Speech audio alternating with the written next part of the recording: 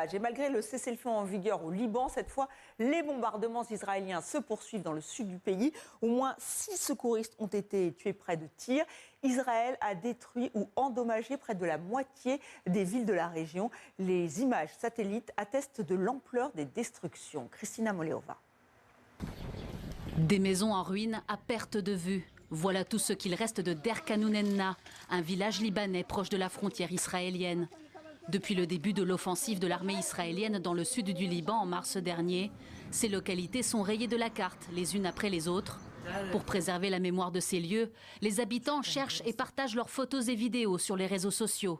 Un travail de fourmi auquel participe Ala Farah, originaire du village de Yaroum, détruit il y a quelques semaines. Je n'exagère pas en disant que nous avons des souvenirs dans chaque recoin de Yaroun. Le monastère où nous allions quand nous étions petits, l'école, l'église où nous prions chaque jour.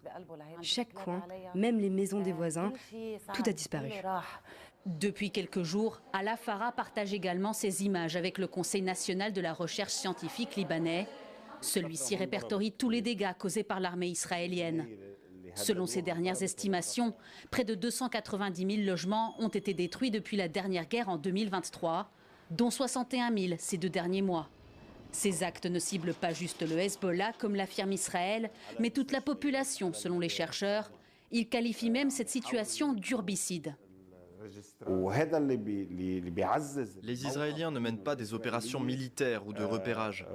Ils entrent dans ces zones pour détruire la terre, la population et les infrastructures en une seule fois.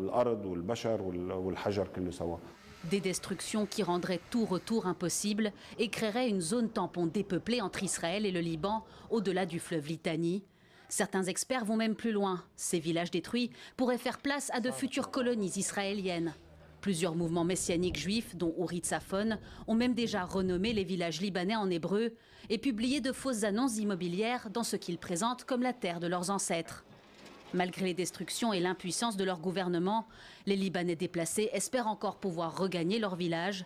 Près d'1 million de personnes ont dû fuir leur domicile et 3 000 autres ont été tuées depuis la reprise du conflit dans le sud du pays le 2 mars dernier.